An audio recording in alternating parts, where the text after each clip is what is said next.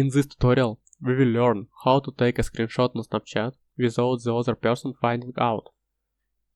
If you want to capture a photo or video on Snapchat or screenshot a chat without the other person knowing, then you came to the right place. Just make sure to follow these steps until the end of the video, so you don't miss anything.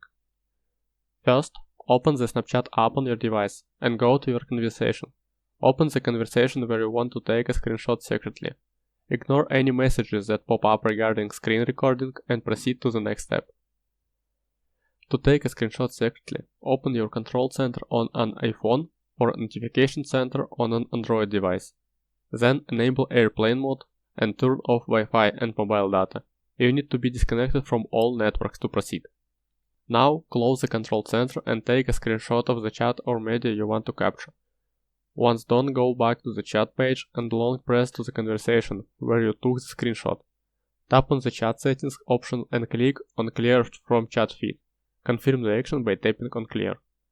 After that, exit Snapchat app and clear it entirely.